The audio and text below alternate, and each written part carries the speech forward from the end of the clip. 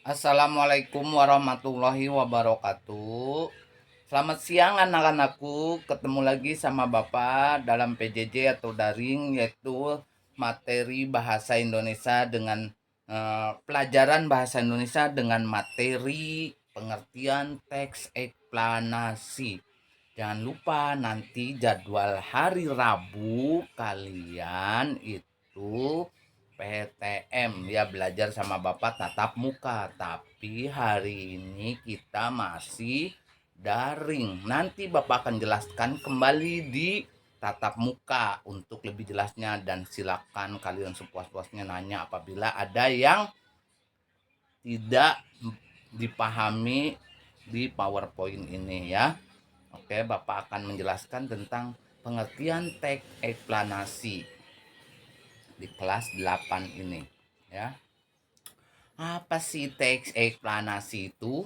Teks eksplanasi adalah teks yang berisi tentang proses, mengapa, dan bagaimana suatu peristiwa alam, ilmu pengetahuan, sosial, budaya, dan lainnya bisa terjadi ya.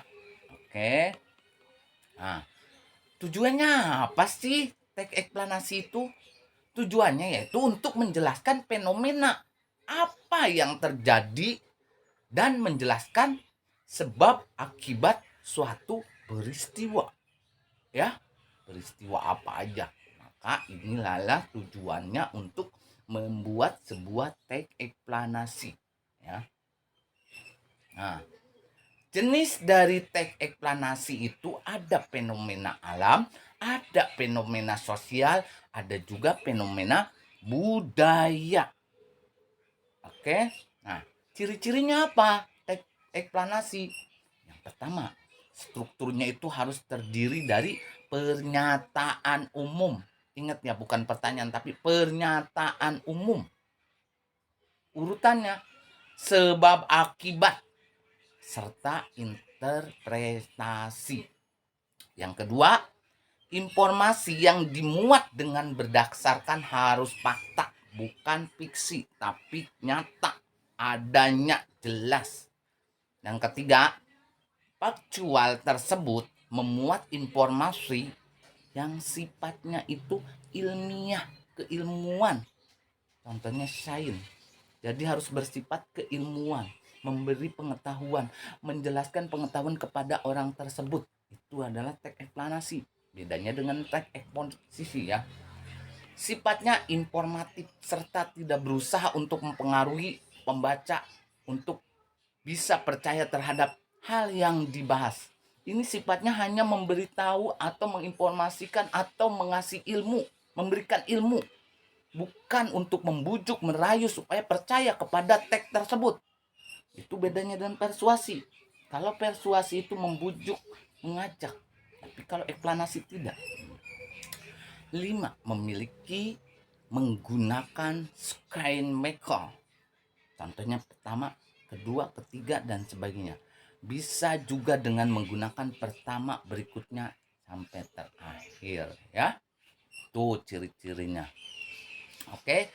Langkah-langkah meringkas teks eksplanasi. Apa aja? Yaitu membaca keseluruhan teks. Ingat, langkah pertama harus kalian baca, lakukan. Tentulah secara keseluruhan ya isi dari teks semacam ini. Biasanya berupa jawaban atas pertanyaan mengapa atau bagaimana. Pertanyaan mengapa akan dijawab dengan menjelaskan sebab akibat. Sementara pertanyaan bagaimana akan dijawab dalam teks secara kronologis ya. Ingat. Tuh. Nah, terus yang kedua mencari gagasan utama. Bagaimana cara mencari gagasan utama itu? Perlu diketahui kalau gagasan utama bukanlah kalimat utama, tapi kalimat utama merupakan pokok pikiran suatu paragraf. Sementara gagasan umum adalah pokok pikiran dan teks secara keseluruhan. Tapi kalimat-kalimat utamanya itu juga mencerminkan gagasan umum dari teks. Tuh ya. Yang ketiga, Setelah kalian menemukan gagasan utama teks, kita bisa mulai menuliskan rangkuman teks. Ya, perhatikan agar gagasan utama juga turut disertakan dalam rangkuman tersebut. Ya, salah satu caranya agar kita dapat menyerahkan gagasan utama adalah dengan memasukkan kalimat-kalimat yang mendukung gagasan teks. Ingat itu ya. Nah, ketika membaca, kita bisa sambil memenandai kalimat-kalimat mana yang penting untuk dimasukkan ke dalam ringkasan. Sehingga kita menulis rangkuman kita sudah tahu bagian mana saja yang akan kita masukkan. Ingat ya. Nah, sekarang merevisi sesuai EYD. Itu terakhir kita perlu membaca kembali rangkuman teks apakah ada yang salah atau tidak, cara penulisannya, letak-letaknya, termasuk kalimat huruf besar atau huruf kecilnya. Ingat itu ya. Nah, itu dia. Contohnya seperti ini, kalian bisa baca. Banjir merupakan bencana alam yang selalu dirasakan sebagian kota di Indonesia setiap tahunnya dan seterusnya. Kalian bisa baca dulu ya, silakan baca ini ya. Oke. Baiklah, untuk itu Bapak cukupkan penjelasan dari pengertian teks eksplanasi.